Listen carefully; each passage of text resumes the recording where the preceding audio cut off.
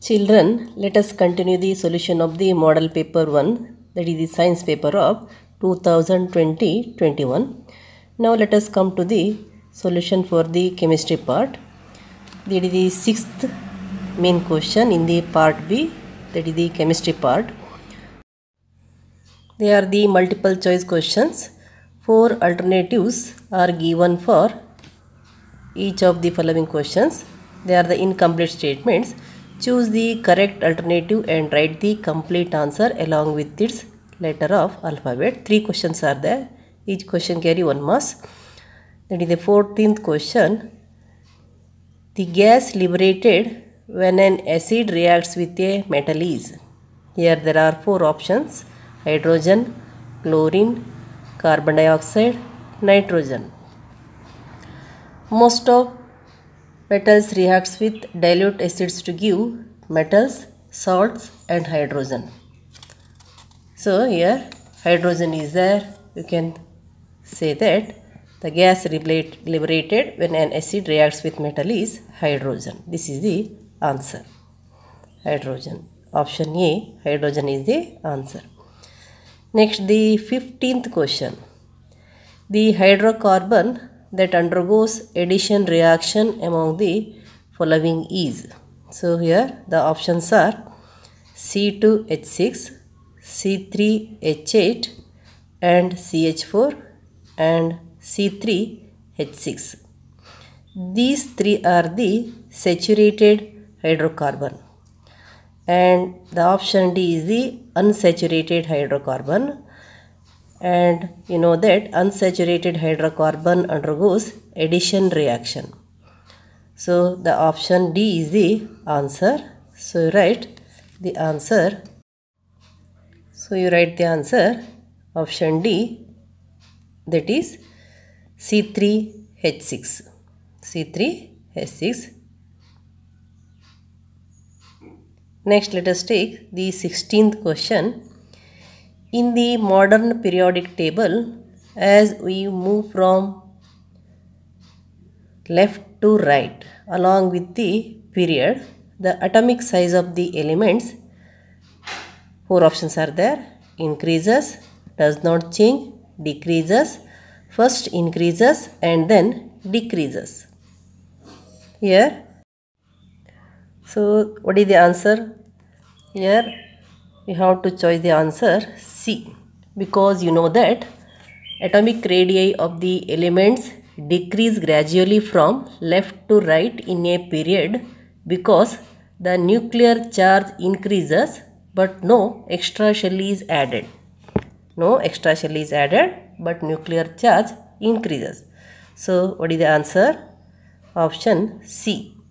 It is in modern periodic table, as we move from left to right along the period, the atomic size of the elements decreases. So you write the answer decreases.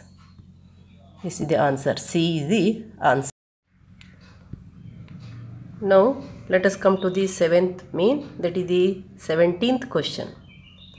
They are the 3 objective type questions which carries 1 mark each. The question is it possible to test the hardness of water using detergents? Give reason for your answer. You know that soaps and detergents are the cleaning agents. Soap does not give lather with the hard water, as it forms scum. But detergent does not give scum with the hard water, it gives good lather. Detergents are preferred to soaps because these form lather even with hard water and have better cleansing action. So it is not possible to test the hardness of water using detergents, because detergent gives lather with both soft water and hard water. It does not form any scum with the hard water. So you write that no, it is not possible to test the hardness of water using detergents, because detergent is equally effective in hard water as well as soft water. It does not form any scum with hard water. Next, the 18th question. In the modern periodic table, the elements of 17th group are chlorine, chlorine, bromine, iodine respectively. Which element has the highest ability to receive electrons and why? You know that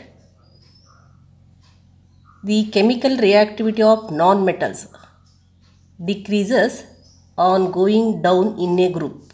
Here chlorine, chlorine, bromine, iodine are non-metals and they are the halogens, and in this group of these halogens, chlorine is most reactive and iodine is the least reactive, because the chlorine is the top element in the group 17.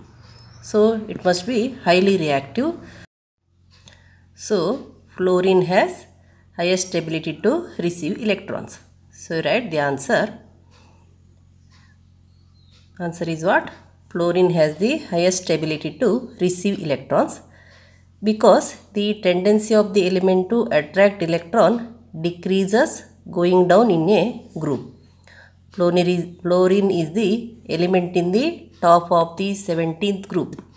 It is the most reactive and has the highest ability to receive electrons.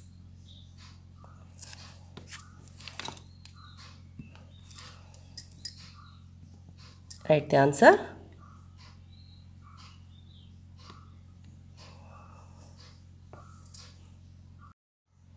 Then the 19th question, that is also 1 mark question. Ionic compounds have high melting points. Why? Ionic compounds have high melting points. Why? Then what is the answer here? You know that there is a powerful electrostatic force between the ions in a crystal of an ionic compound. Considerable energy is needed to overcome these forces and break down the crystalline lattice.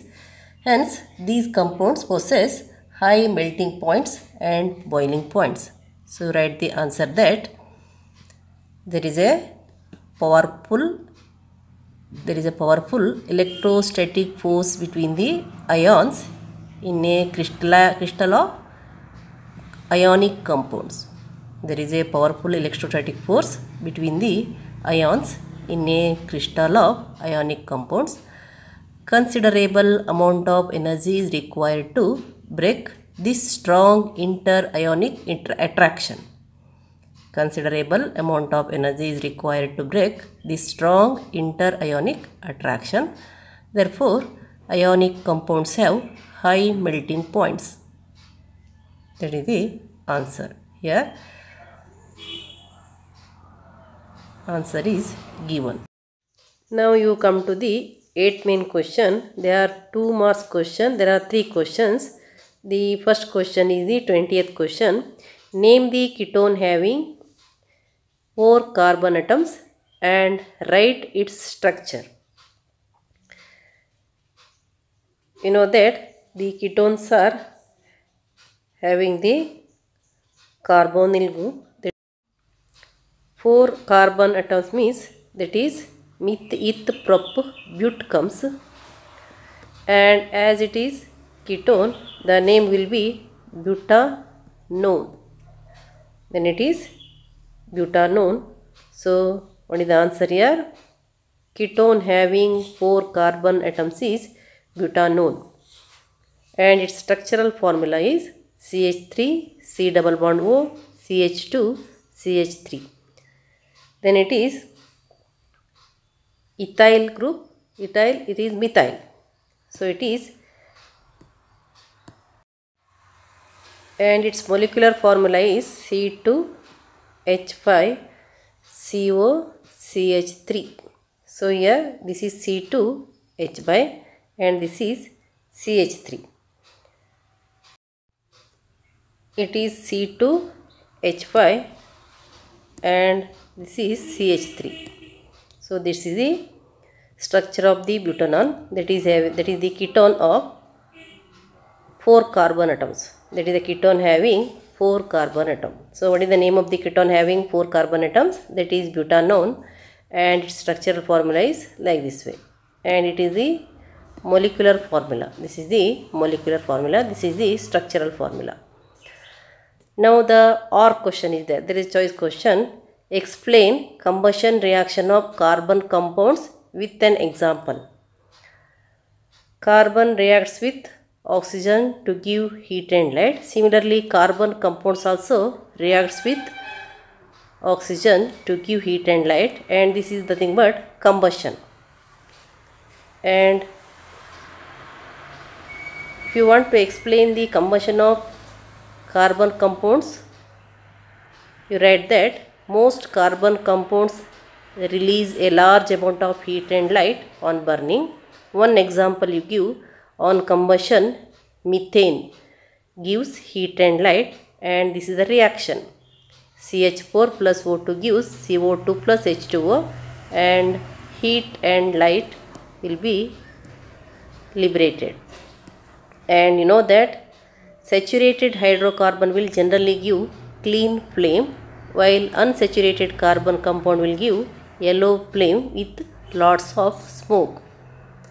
And you will get more amount of heat by the saturated hydrocarbon, and this is the CH4, one of the best fuel, and when it reacts with oxygen, which is called the combustion, it gives heat and light. Next, let us take the question number 21. Draw the diagram of the apparatus used to show that acid solution in water conducts electricity, and label dilute hydrochloric acid. Children, draw the diagram. This is the apparatus used to show that acid solution in water conducts electricity, and here this is the dilute HCl solution, that is the hydrochloric acid solution, and it shows that this is the diagram of the apparatus used to show that acid solution in water conducts electricity. And if you want to label the dilute hydrochloric acid, this is the dilute hydrochloric acid. Then next question. The gas liberated when sodium carbonate reacts with dilute hydrochloric acid is passed through lime water. A white precipitate is formed. But when the same gas is passed through lime water in excess, precipitate is not visible. Why? When sodium carbonate reacts with dilute hydrochloric acid, CO2 will be liberated. What will be liberated? CO2 will be liberated. When this carbon dioxide, CO2 means carbon dioxide, on passing this carbon dioxide through the lime water, calcium hydroxide solution. Lime water means there is the calcium hydroxide solution. A milky precipitate of calcium carbonate is formed. In the first stage, when the gas liberated, when sodium carbonate reacts with dilute hydrochloric acid is carbon dioxide. This carbon dioxide is passed through the lime water. White precipitate is formed. Here lime water is calcium hydroxide. It is the calcium hydroxide solution. But when the same gas is passed through the lime water in excess, what happens? The precipitate of calcium carbonate dissolves due to the formation of soluble calcium bicarbonate. In the first case, the precipitate is of calcium carbonate.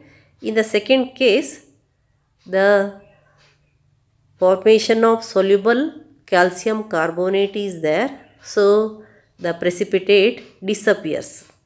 The precipitate is not visible. There is no any precipitation as the soluble calcium bicarbonate is formed. So, you write the answer. When sodium carbonate reacts with dilute hydrochloric acid, carbon dioxide CO2 will be produced. When CO2 is passed through lime water means calcium hydroxide solution, that is aqueous calcium hydroxide. A milky precipitate of calcium carbonate. Here calcium carbonate forms, that is in the form of precipitate. That is on continued passing carbon dioxide through the above solution, precipitate of calcium carbonate dissolves due to the formation of soluble calcium bicarbonate. You write that. But when the same gas is passed through lime water in excess, precipitate of calcium carbonate dissolves due to the formation of soluble calcium carbonate. So precipitate is not visible. Here the precipitate of calcium carbonate dissolves due to formation of soluble calcium carbonate. So write the equation here. In the first equation it is calcium carbonate which appears as a precipitate. Next this calcium bicarbonate that dissolves completely, so the precipitate is not visible. Here CaCO3 H2O plus CO2, that gives calcium bicarbonate which is soluble, so the precipitate is invisible. Now the ninth main questions, there are 3 marks questions, 3 questions are there. Explain the limitations of Mendeleev's periodic table, and our question is there, that is they explain the limitations of Newland's law of octaves. So first let us write the limitations of Mendeleev's periodic table. You write any one of the answer, don't write both the answer. Now here let us write both the answers. First one, explain the limitations of Mendeleev's periodic table.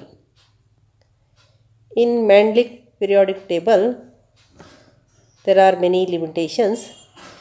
First one is about the position of the hydrogen. Hydrogen resembles both alkali metals and halogens. Hydrogen resembles both alkali metals and halogens, and there is no fixed position given to hydrogen in the Mendeleev's periodic table. And also isotopes of various elements cannot be filled into Mendeleev's table. So you know what are isotopes? Isotopes are the elements having similar chemical properties but different atomic masses. And also anomalies of atomic weights and properties of elements. If arranged according to gradation in chemical properties, elements of higher atomic weights are to be placed before those of lower atomic weights at some places. This is contrary to Mendeleev's law.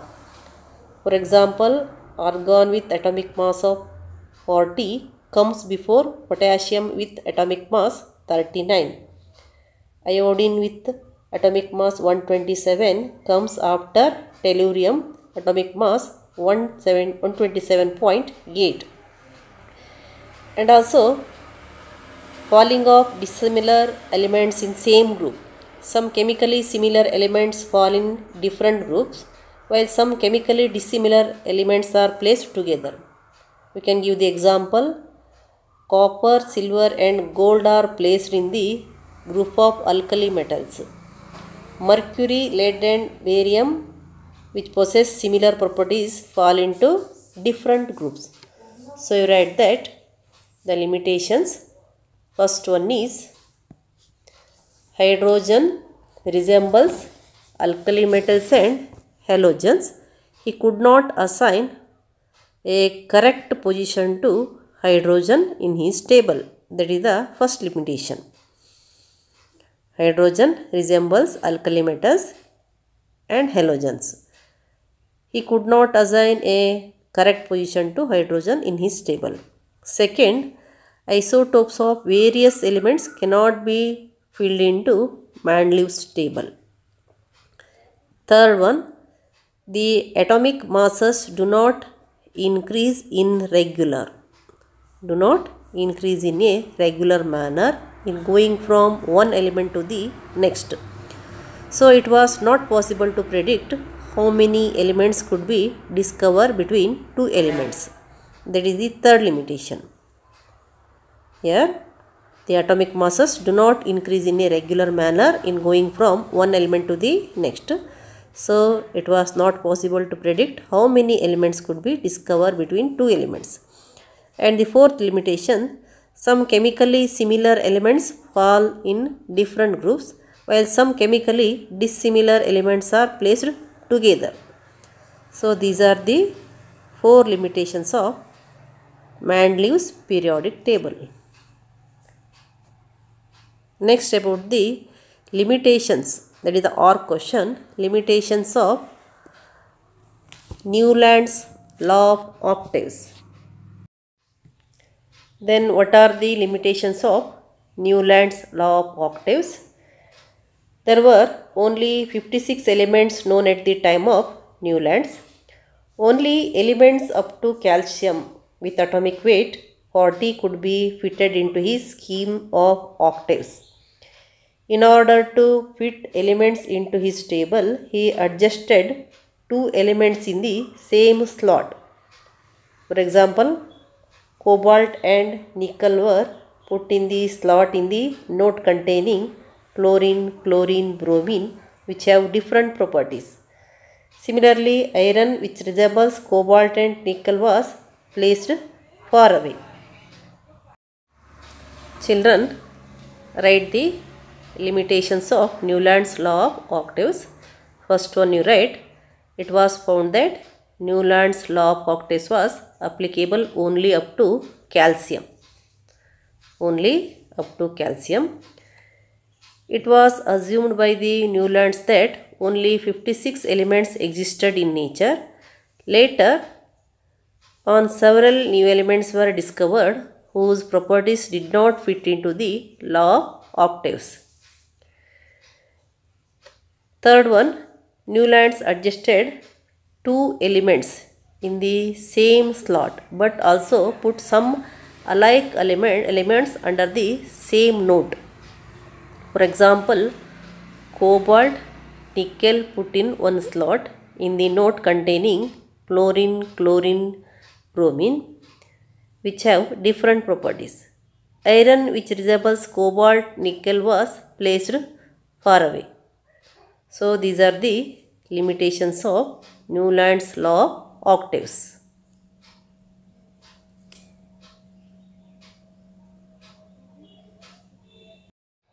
Now, the 24th question, write one difference between saturated carbon compounds and unsaturated carbon compounds. Carbon forms covalent bonds with other atomic but not ionic bonds. Why? Explain. Here there are sub-questions. First part is, write one difference between saturated carbon compounds and unsaturated carbon compounds.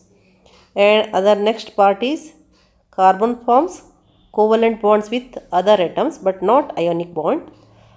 Why? Explain. You know that hydrocarbon in which each carbon atom is attached to 4 other atoms is known as saturated hydrocarbon. The bonds are single covalent bonds. And hydrocarbons containing either a carbon-carbon double bond or carbon-carbon triple bond in their molecules are called unsaturated hydrocarbons. Children, write one difference between saturated hydrocarbon and unsaturated hydrocarbon. So, write, saturated hydrocarbons are the compounds in which each carbon atom is attached to 4 other atoms with all single bonds. And unsaturated hydrocarbons are the compounds containing carbon-carbon double bond or carbon-carbon triple bond in their molecules. Saturated hydrocarbons are having all single bonds, and unsaturated hydrocarbons are having carbon-carbon double bond or carbon-carbon triple bond in their molecules. Now the answer to the next part, carbon forms covalent bonds with other atoms but not ionic bonds. You know that ionic bonds forms due to the transfer of electrons from one atom to another atom. In the carbon atom, there are 4 electrons in its outermost shell. In order to react or to achieve noble gas configuration, it should either gain or lose 4 electrons. It should gain 4 electrons or it should lose 4 electrons. It cannot gain 4 electrons and become C4 minus, an ion, because its nucleus with 6 protons cannot hold on 10 electrons.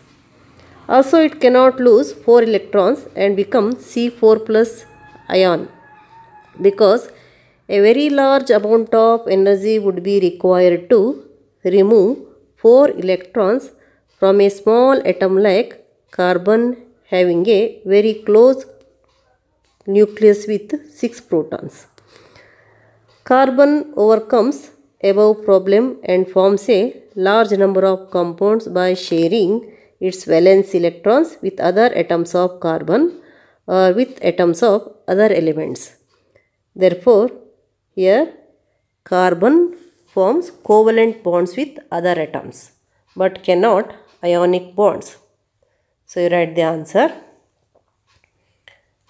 Write the answer that carbon has 4 electrons in its outermost orbit. To attain stable configuration, it should gain or lose 4 electrons. It cannot gain 4 electrons because its nucleus with 6 protons cannot hold 10 electrons. It cannot lose 4 electrons because large amount of energy is required to remove 4 electrons. So, carbon atoms shares its 4 electron with 4 atoms of other atoms and forms covalent bond. Next, you take the 25th question. Draw the diagram of the arrangement of the apparatus showing the reaction of steam on metal. Label the following. First one is metal sample. Second, delivery tube. Children, already you learned the diagram. Here you draw this diagram. Here is a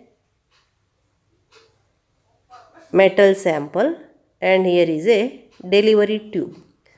Draw the neat label diagram to show the arrangement of the apparatus showing the reaction of steam on metal.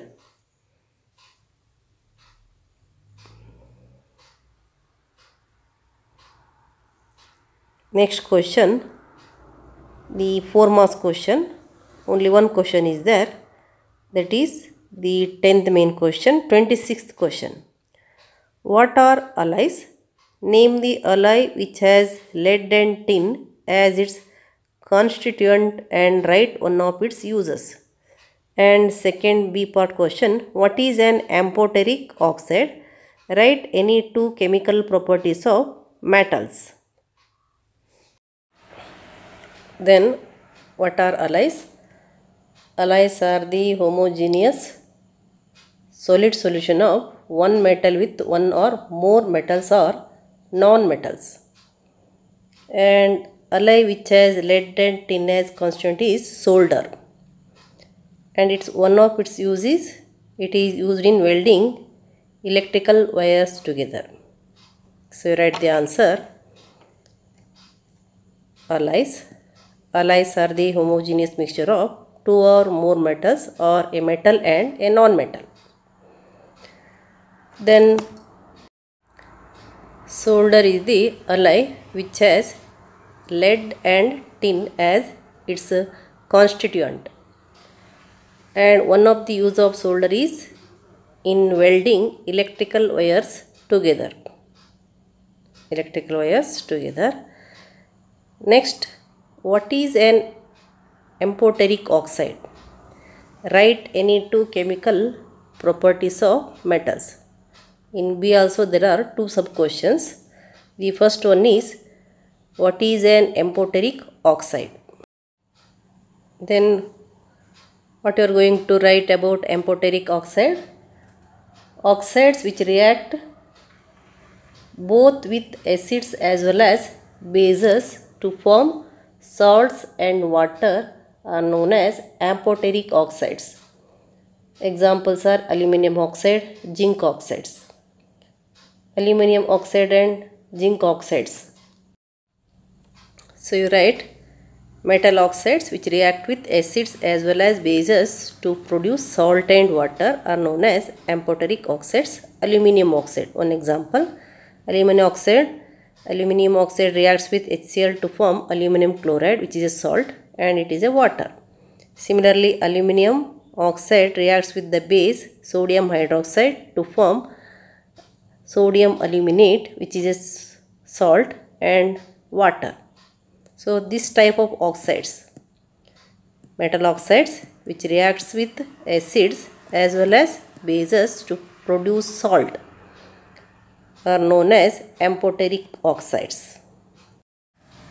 Next, write any two chemical properties of metals. So you write the two chemical properties of metals. Reaction with oxygen. So you take that first chemical property, reaction with oxygen. Most of the metals react with oxygen and form their oxides. Example, you take sodium, which is a metal, reacts with oxygen to form sodium oxide. Sodium oxide. And chemical equation you take 4Na plus O2 gives 2Na2O, which is a sodium oxide. The second chemical property, reaction with acids. Many metals react with dilute acid to give metal salt and hydrogen. For example, you take magnesium, react with hydrochloric acid to produce magnesium chloride and hydrogen. Here magnesium chloride is a salt of magnesium and hydrogen liberate.